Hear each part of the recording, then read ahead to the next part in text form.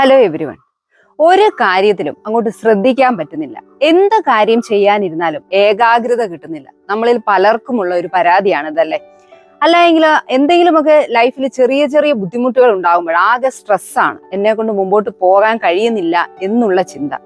ഇങ്ങനെയുള്ള പ്രശ്നങ്ങളാണ് നിങ്ങൾക്കുള്ളതെങ്കിൽ ഈ പ്രശ്നങ്ങളുടെ പരിഹാരം എന്ന് പറയുന്നത് മെഡിറ്റേഷനിലുണ്ട്.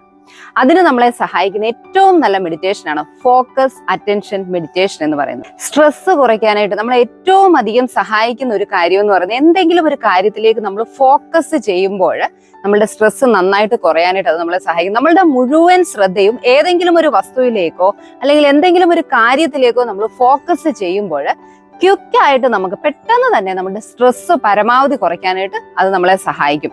അതോടൊപ്പം തന്നെ എന്തെങ്കിലും ഒരു കാര്യത്തിൽ നമ്മൾ ശ്രദ്ധ കേന്ദ്രീകരിക്കാൻ പഠിച്ചു കഴിയുമ്പോൾ നമ്മൾ ചെയ്യുന്ന കാര്യത്തിൽ, അത് നമ്മളുടെ പഠനകാര്യമായാലും ജോലിയുടെ കാര്യത്തിലായാലും ഏകാഗ്രത കൂട്ടിക്കൊണ്ടുവരാനായിട്ട് അത് നമ്മളെ സഹായിക്കും.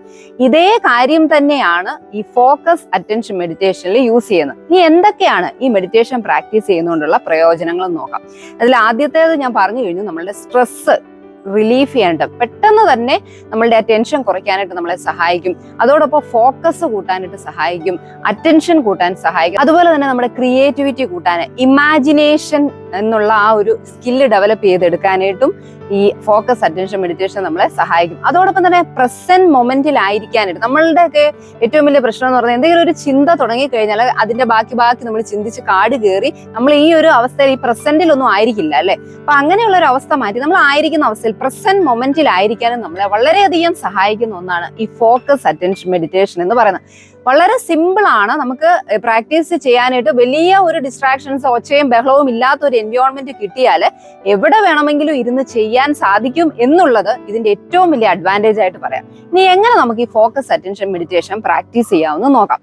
ഇവിടെ വളരെ സിമ്പിൾ ആണ്. നമ്മൾ ഈ പേരൊക്കെ കേൾക്കുമ്പോഴത്തേക്കും ഇത് വളരെ എന്നെ കൊണ്ട് പറ്റുന്ന ഒരു ഏരിയ അല്ല എന്നുള്ളൊരു ചിന്ത പലർക്കും ഉണ്ട്. മെഡിറ്റേഷൻ എന്ന് പറയുമ്പോൾ തന്നെ പലരും പറയുന്നത് അതൊക്കെ ചെയ്യണമെങ്കിൽ അതിന് ഒരുപാട് സ്കില്ല് വേണ്ട, അല്ല ഒരുപാട് ബുദ്ധിമുട്ടല്ലേ എന്നാണ്. വളരെ സിമ്പിൾ ആയിട്ട് നമുക്ക് ചെയ്യാൻ പറ്റുന്ന ഒരുപാട് മെഡിറ്റേഷൻ പ്രാക്ടീസുകളുണ്ട്. പക്ഷെ ബെനിഫിറ്റ് എല്ലാത്തിനും നമുക്ക് കിട്ടും എന്നുള്ളതാണ്. അതുകൊണ്ട് തന്നെ ചെറിയ തോതിൽ നമ്മൾ പ്രാക്ടീസ് ചെയ്ത് പഠിച്ചു കഴിഞ്ഞാൽ നമ്മളുടെ ആകെ സ്ട്രെസ് നിറഞ്ഞ, ടെൻഷൻ നിറഞ്ഞ ഈ ലൈഫിൽ നമുക്ക് ഒരുപാട് റിലീഫ് കൊണ്ടുവരാനും ഒരുപാട് മാറ്റങ്ങൾ കൊണ്ടുവരാനായിട്ട് നമ്മളെ ഈ മെഡിറ്റേഷൻ സഹായിക്കും. അതുകൊണ്ട് തന്നെ മെഡിറ്റേഷൻ എന്ന് പറയുന്നത് നമ്മളുടെ ഡെയിലി ലൈഫിൽ എല്ലാം ചെയ്യുന്ന ഒരു പ്രവൃത്തികളുടെ കൂട്ടത്തിൽ നമ്മൾ നിർബന്ധമായും ഉൾപ്പെടുത്തേണ്ടത് അത്യാവശ്യമാണ്. അങ്ങനെ നമ്മൾ ചെയ്യുമ്പോൾ തന്നെ നമുക്ക് ഒരുപാട് മാനസികമായിട്ടുള്ള ബുദ്ധിമുട്ടും അതോടൊപ്പം തന്നെ ഈ മനസ്സിന്റെ പ്രശ്നങ്ങൾ മൂലം ഉണ്ടാകുന്ന ശാരീരികമായിട്ടുള്ള ബുദ്ധിമുട്ടുകളും കുറയ്ക്കാനായിട്ട് നമ്മളെ അത് സഹായിക്കും. ഇനി ഫോക്കസ് അറ്റൻഷൻ മെഡിറ്റേഷൻ നമുക്ക് എന്തൊക്കെ കാര്യങ്ങളിൽ ഫോക്കസ് ചെയ്യാം. അപ്പൊ ഇവിടെ ഞാൻ പറഞ്ഞു, നമ്മൾ എന്തെങ്കിലും ഒരു കാര്യം അതിലേക്കാണ് ഈ മെഡിറ്റേഷനിൽ, ഈ ധ്യാനത്തിൽ നമ്മൾ ഫോക്കസ് ചെയ്യുന്നത്. അത് നമുക്ക് വേണമെങ്കിൽ നമ്മുടെ ശ്വസനത്തിൽ ഫോക്കസ് ചെയ്യാം. ഇനി അതല്ല, നമ്മൾ ബോഡി സ്കാൻ മെഡിറ്റേഷൻ ചെയ്യുന്നത് നമ്മുടെ ശരീരത്തിന്റെ ഹെഡ് ടു ഫുട്ട് നമുക്ക് ഓരോ പാർട്ടിലേക്കും ഫോക്കസ് ചെയ്യാം. ഇനി എന്തെങ്കിലും ഒരു സൂത്തിങ് ആയിട്ടുള്ള ഒരു മ്യൂസിക്, വളരെ ശാന്തമായിട്ടുള്ള നമുക്കൊരു റിലീഫ് തരുന്ന മ്യൂസിക് ആണെങ്കിൽ അതിൽ ഫോക്കസ് ചെയ്യാം. ഇനി ഞാൻ നേരത്തെ പറഞ്ഞു, ഇതിന്റെ ഒരു വലിയ ഒരു അഡ്വാൻറ്റേജ് ആണ് ഒരു ഇമാജിനേഷൻ നമുക്ക് ഡെവലപ്പ് ചെയ്തെടുക്കുക. അപ്പൊ അതുകൊണ്ട് തന്നെ നമുക്ക് വേണമെങ്കിൽ നല്ല ഒരു റീജനുവേറ്റിംഗ് ആയിട്ടുള്ള ഒരു പ്രകാശം, ഒരു വൈറ്റ് ലൈറ്റിനെ നമുക്ക് മനസ്സിൽ കാണാം. അപ്പൊ ഇങ്ങനെയൊക്കെ നമ്മൾ വിഷ്വലൈസ് ചെയ്യുമ്പോൾ നമുക്ക് ഒരുപാട് അഡ്വാൻറ്റേജസ് നമ്മളുടെ മനസ്സിന് കൊണ്ടുതരാനായിട്ട്, ഒരു റിലാക്സിങ് മോഡിലേക്ക് നമ്മളെ കൊണ്ടുചെന്ന് എത്തിക്കാനായിട്ടും ഈ മെഡിറ്റേഷൻ നമ്മളെ സഹായിക്കും. ഹൗ ടു സ്റ്റാർട്ട്, എങ്ങനെ ഈ മെഡിറ്റേഷൻ പ്രാക്ടീസ് ചെയ്യാനായിട്ട് ആരംഭിക്കണം? നമ്മൾ വലിയ ഒരു സമയം, ഒരു ദീർഘമായ സമയത്തിലേക്ക് ധ്യാനം അല്ലെങ്കിൽ മെഡിറ്റേഷൻ ചെയ്യാൻ വേണ്ടിയിട്ട് നമ്മൾ ആദ്യം തന്നെ ശ്രമിക്കരുത്.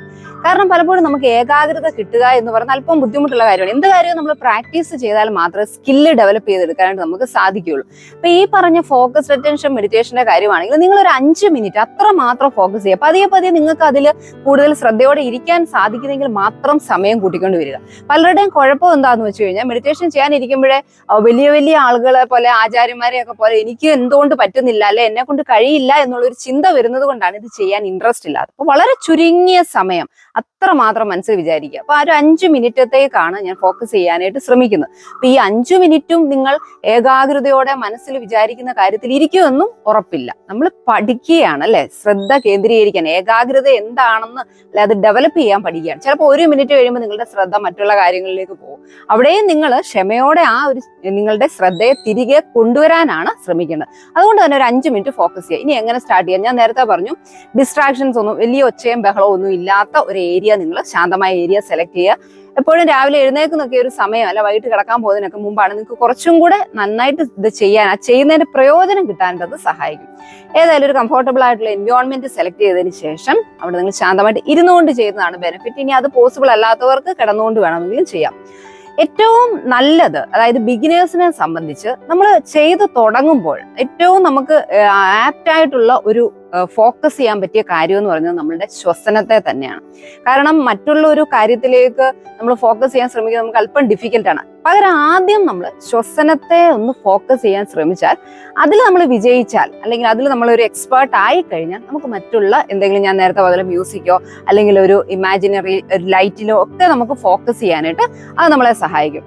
അപ്പൊ ആദ്യം ശ്വസനത്തിൽ എങ്ങനെയാണ് ചെയ്യുന്നതെന്ന് ചോദിച്ചാൽ, നമ്മൾ സാധാരണ ഡീപ് ബ്രീത്ത് ചെയ്യുന്നത് പോലെ തന്നെയാണ് അതിലൊന്ന് ഫോക്കസ് ചെയ്യുക. ഇനി നിങ്ങൾ അല്ലാതെ എക്സ്പേർട്ട് ആയി കഴിഞ്ഞാലും എന്തെങ്കിലും ഒരു ലൈറ്റിലോ അല്ലെ എന്തെങ്കിലും ഒരു മ്യൂസിക്കിലോ ആണ് നിങ്ങൾ ഫോക്കസ് ചെയ്യാൻ ആഗ്രഹിക്കുന്നെങ്കിൽ പോലും ആദ്യം, അതായത് തുടക്കം നിങ്ങൾ ഡീപ് ബ്രീത്തിൽ തന്നെ തുടങ്ങുക. അല്ലെങ്കിൽ ശ്വസനത്തിൽ ശ്രദ്ധിച്ചുകൊണ്ട് ചെയ്യുമ്പോഴാണ് നമുക്ക് ആ ഒരു ഇതിലേക്ക്, ആ ധ്യാനത്തിന്റെ ഒരു ലെവലിലേക്ക് നമ്മളെ സ്വയം ഒന്ന് ഒരുക്കിയെടുക്കാനായിട്ട് സാധിക്കും. എങ്ങനെ നമുക്ക് നമ്മുടെ ബ്രെത്തിൽ ഫോക്കസ് ചെയ്യാമെന്ന് നോക്കാം. അപ്പൊ നമ്മളൊരു കംഫർട്ടബിൾ ആയിട്ടുള്ള പൊസിഷനിൽ ഇരുന്നതിന് ശേഷം കണ്ണുകൾ അടച്ച് ശ്വാസം ഉള്ളിലേക്ക് എടുക്കുക. ഉള്ളിലേക്ക് എടുക്കുമ്പോൾ ഒരു 4 വരെ കൗണ്ട് ചെയ്യുക. അത്രയും ഡീപ്പായിട്ട്, അതുകൊണ്ട് തന്നെയാണ് നമ്മൾ ഡീപ്പ് ബ്രീത്തിങ് എന്ന് പറയുന്നത്. സാധാരണ എടുക്കുന്നതിൽ നിന്ന് ഉള്ളിലേക്ക് ശ്വാസം നമ്മൾ 4 കൗണ്ട് ചെയ്തുകൊണ്ട് എടുക്കുന്നു. അതിനുശേഷം ആ ശ്വാസം ഒരു 4 കൗണ്ട് വരെ ഹോൾഡ് ചെയ്യുന്നു. അതിനുശേഷം 6, അതുകൊണ്ട് 4, 4, 6 എന്നാണ് ഇതിനെ പറയുന്നത്. 4 നമ്മൾ ഹോൾഡ് ചെയ്യുന്നു, അതിനുശേഷം 6, 6 എണ്ണിക്കൊണ്ട് നമ്മൾ ആ ശ്വാസം പുറത്തേക്ക് വിടുന്നു. ഇത് കൂടുതൽ എഫക്റ്റീവ്നെസ് ഈ ഒരു പ്രോസസ്സിൽ കൊണ്ടുവരാൻ വേണ്ടിയിട്ട് നമുക്ക് മനസ്സിൽ വിഷ്വലൈസേഷനും കൂടെ ആഡ് ചെയ്താൽ വളരെ നല്ലതായിരിക്കും. അതായത് നമ്മൾ ഉള്ളിലേക്ക് എടുക്കുമ്പോൾ മനസ്സിൽ കാണുക, വിഷ്വലൈസ് ചെയ്യുക, നല്ല പോസിറ്റിവിറ്റി നിറഞ്ഞ, എൻ്റെ ലൈഫിൽ ഒരുപാട് നല്ല നല്ല മാറ്റങ്ങൾ കൊണ്ടുവരുന്ന, എന്നെ കോൺഫിഡൻസ് ആകുന്ന, ഒരുപാട് നല്ല എനർജി നിറഞ്ഞ ശ്വാസമാണ് ഞാൻ ഉള്ളിലേക്ക് എടുക്കുന്നതെന്ന് നിങ്ങൾ മനസ്സിൽ വിഷ്വലൈസ് ചെയ്യുക. അതോടൊപ്പം പുറത്തേക്ക് വിടുന്ന നിങ്ങളുടെ നെഗറ്റീവ്സ് എല്ലാം, നിങ്ങളുടെ കോൺഫിഡൻസ് ഇല്ലായ്മ അല്ലെങ്കിൽ നിങ്ങളുടെ ആങ്കർ, നിങ്ങളുടെ എന്തൊക്കെ നെഗറ്റിവിറ്റി നിങ്ങളുടെ ഉള്ളിലുണ്ടോ അതെല്ലാം നിറഞ്ഞ ഒരു ശ്വാസമാണ് നിങ്ങൾ പുറത്തേക്ക് എക്സ്ഹേൽ ചെയ്യുന്നതെന്നൂടെ മനസ്സിൽ വിഷ്വലൈസ് ചെയ്യാനായിട്ട് ശ്രമിക്കുക. അപ്പൊ ഈ ഒരു കൗണ്ടാണ്. ഇതിപ്പോ ഒരു 5 മിനിറ്റ് നിങ്ങൾക്ക് ചെയ്യാൻ പറ്റുന്നുള്ളെങ്കിൽ മതി, പോട്ടെ. ഇനി 1 മിനിറ്റേ പറ്റുന്നുള്ളെങ്കിൽ അത്രയായാലും നിങ്ങൾ ചെയ്യാനായിട്ട് ശ്രമിക്കുക. എന്ത് കാര്യവും ആ തുടക്കത്തിനാണ് പ്രാധാന്യം. ചെയ്യാനുള്ള നമ്മളുടെ ആ ഒരു മനസ്സ് അങ്ങനെ നമ്മൾ സ്റ്റാർട്ട് ചെയ്യുക. അതായത് നമ്മൾ ശ്വസനത്തിൽ നമ്മൾ കുറേ ദിവസം ചെയ്യുമ്പോൾ എന്തായാലും നമുക്ക് ആ ഒരു ശ്വസനത്തിലേക്ക് ഫോക്കസ് ചെയ്യാനായിട്ട് സാധിക്കുക. ആ ശ്വാസം ഉള്ളിലേക്ക് എടുക്കുന്നത് ഫീൽ ചെയ്യുക. പലപ്പോഴും നമുക്ക് എടുക്കുക എന്ന് പറയുമ്പോൾ ഇതൊക്കെ വെറൊരു പ്രക്രിയയായിട്ട് മാറുകയാണ്.